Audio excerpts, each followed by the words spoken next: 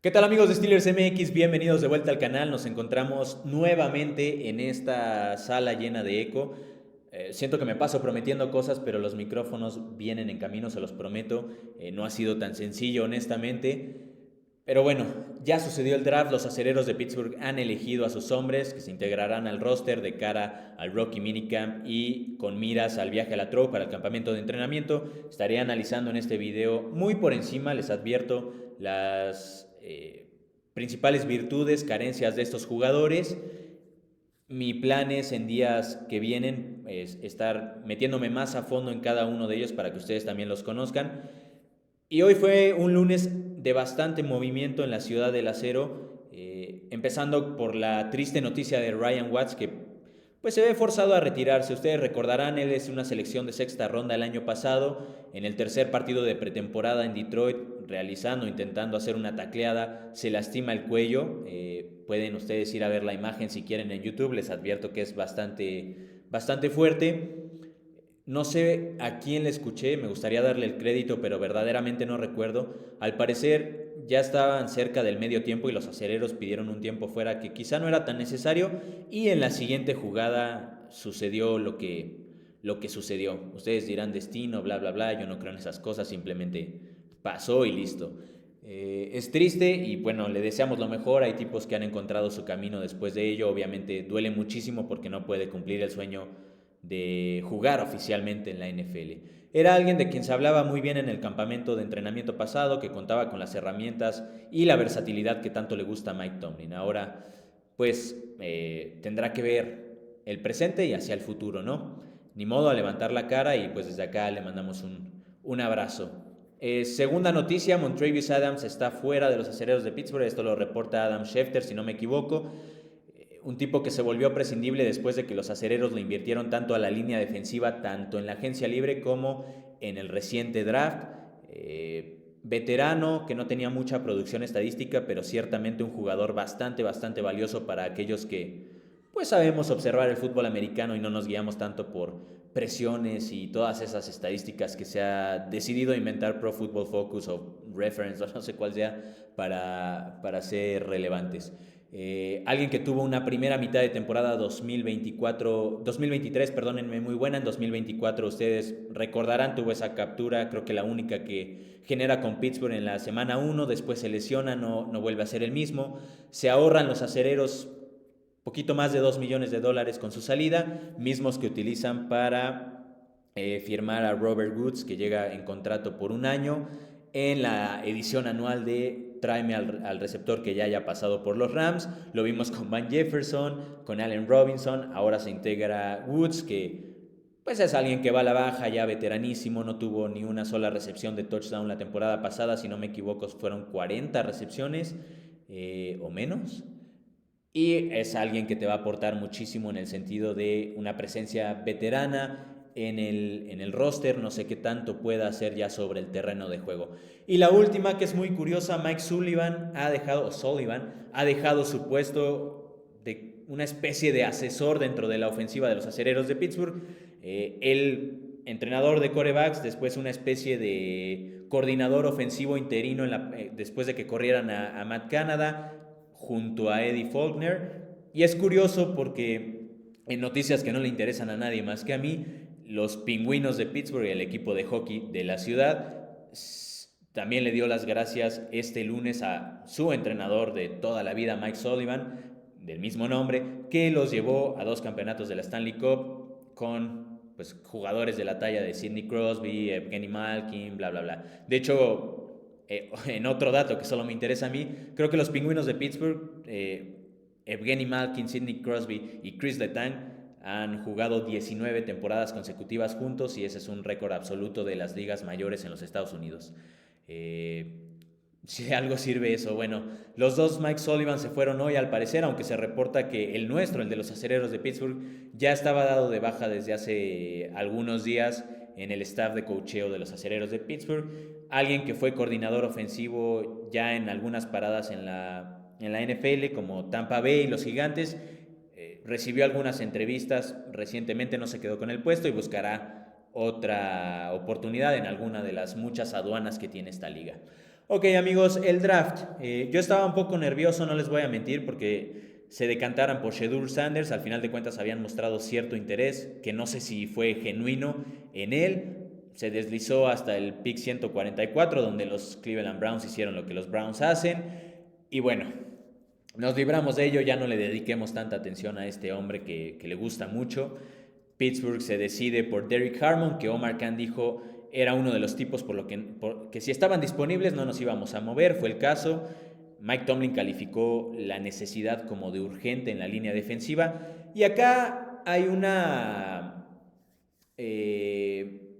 ¿Cómo decirlo?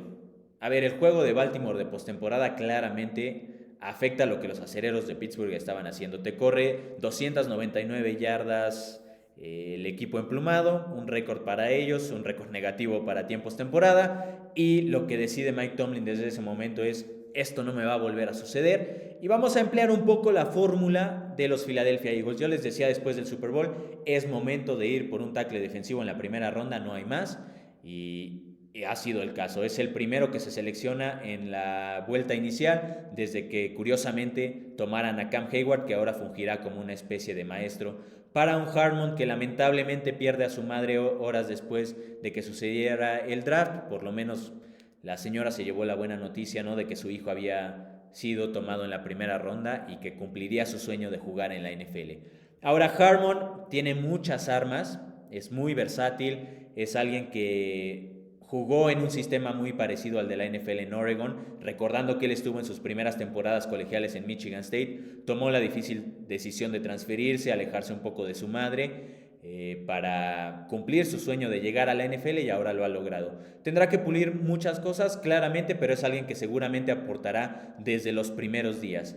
Se ha dicho que Pittsburgh no planea mover a Keanu Benton de esa posición, entonces habrá una rotación constante entre un Hayward, incluso Black, a quien seleccionaron poco después en este draft, y el mismo Harmon. Veremos cómo se desarrolla todo. Hay que seguir muy de cerca lo que será la línea defensiva en el campamento de entrenamiento. Va a ser una de los sectores más sabrosos a tener en consideración cuando el equipo viaje a la Trove.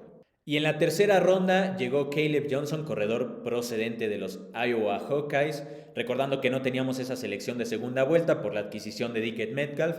Johnson le aporta un poco más de físico a la posición, es más grande, pero corre bien pegadito al suelo, bajando su centro de gravedad, y se va a adaptar perfectamente al sistema de Arthur Smith, porque también lo corrió en la universidad. Yo ya les había explicado aquí a grandes rasgos lo que supone correr por zona. Básicamente es que la línea ofensiva se mueve lateralmente y el corredor es el encargado de buscar el hueco que mejor le convenga, explotar a través de él. Una de sus mejores virtudes es que puede romper ese primer contacto y generar muchísimas yardas. Quizá no cuente con la velocidad para escaparse en un segundo nivel ya en la NFL, pero ciertamente es alguien que te puede consumir mucho terreno. He escuchado comparaciones desde Le'Veon Bell hasta Najee Harris. Estas últimas no las comprendo para nada. Creo que obedece más a que no tuvo un gran performance en las 40 yardas del Combine. Yo ya les he repetido aquí, amigos, no le presten tanta atención a lo que sucede en Indianápolis sobre el terreno de juego. Ahí hay que fijarnos más en las entrevistas, en qué jugador está platicando con el gerente general, con el entrenador de tal equipo, etc. Va a tener oportunidades de aportar de inmediato, ciertamente. Una especie de corredor 1A, 1B junto a Jaylen Warren. Tendrá que mejorar mucho en su protección al pasador. Y en el juego aéreo, recordando que Iowa es una universidad que gusta de correr hasta el cansancio el ovoide, y que pues sí, eso forzó a Johnson a ser un muy buen corredor, enfrentando a cuadros en donde tenía 8 defensivos a 5 o 7 yardas, ¿no? Acostumbrado a romper tacleadas, como les digo, y a escaparse. Entonces, creo que es alguien que va a generar bastante, como lo hizo en su último año universitario. Y aquí abro un paréntesis muy rápido, amigo, porque los Chargers me dieron la razón y lo voy a festejar. Najee Harris, que creíamos o creían ustedes iba a ser el corredor de élite que no fue en Pittsburgh bajo las órdenes de Jim Harbaugh y detrás de esa línea ofensiva de los Chargers, pues Los Ángeles dijo: ¿sabes qué? Además de que le dimos un contrato pues de bajo coste a Najee Harris, que ya nos indicaba más o menos que no lo veían realmente como el titular, seleccionaron a Omarion Hampton. Entonces, ahí se las dejo, amigos, ahí se las dejo. Y ya con los últimos me voy a ir un poquito más rápido, recordándoles que vamos a hacer esas entregas en donde explicaré más a fondo quiénes son estos jugadores, tanto en lo personal como sobre el emparrillado. La cuarta ronda llega Jack Sawyer, una especie de ala defensiva, linebacker externo procedente de Ohio State. Un pick bastante criticado quizá por lo que había disponible y pues obviamente por lo que Pittsburgh ya tiene en el roster, en Alex Highsmith, Nick Herbig, TJ Watt y sin olvidar a Jeremiah Moon. No me parece tan drástico, es inteligente porque recordemos, los acereros al final de cuentas tienen ahí a Andy Weidl que viene de los Philadelphia Eagles y Pittsburgh quiere adoptar ese mismo sistema en el que constantemente vayas rotando a tus jugadores para tenerlos frescos. TJ Watt es un hombre que ya está entrado en cierta edad, al que no puedes estar empleando tan constantemente. Creo que eso le afectó bastante en su producción la temporada pasada y seguramente buscarán darle más descansos en lo que viene. Recordando también que pronto le extenderán el contrato y también eso entra en la ecuación, ¿no? A ver, le estamos pagando a Highsmith un buen dinero, le estamos pagando a TJ Watt también mucha lana. Y luego viene la decisión con Nick Herbig, porque ya va su tercera temporada y entonces, ¿qué vamos a hacer? ¿Camina, no camina? ¿Lo retenemos o es Jack Sawyer el sustituto? A ver, Sawyer un tipo que te genera también bastantes jugadas grandes. Creo que lo que más me llamó la atención cuando vi su video es la disciplina con la que se mantiene con los hombros paralelos a la línea de golpeo para evitar que los corredores escapen por su lado, aunque también a veces pues rompe ese protocolo y quiere hacer la jugada grande dejando esos espacios. Es corregible todavía, tiene 23 años, eso es algo preocupante, pero me parece que está hecho un poco en similitud a Nick Herbig, en el sentido de que a lo mejor a veces no es tan disciplinado o no tiene los tamaños para mantenerte pues sí, para contener contra un liniero ofensivo ya de nivel NFL, pero puede de repente regalarte ese balón suelto forzado, la recuperación, desviar un pase, etcétera, etcétera. No está de más, ya les he platicado aquí hasta el cansancio lo difícil que fue vivir esa época de experimentos en donde entraban Cassius Marsh, Malik Reed, que fue un total fiasco, Melvin Ingram, que no estuvo cómodo y los acereros le dijeron, pues dale mano, la puerta está abierta, y hay infinidad de nombres por ahí, ¿no? Derek Tosca, el mismo de Marvin Leal al que experimentaron ahí y no funcionó, etcétera, etcétera. Entonces no me parece tan mal, creo que es alguien que también va a aprenderle mucho a estos tipos que tiene por delante y que demostró, ¿no?, en la postemporada con Ohio State que te puede cambiar el rumbo de un partido cuando más importa. Y posteriormente llegó, voy a destruir su nombre, YJ Black, creo que así se menciona, traigo el cerebro frito, amigos.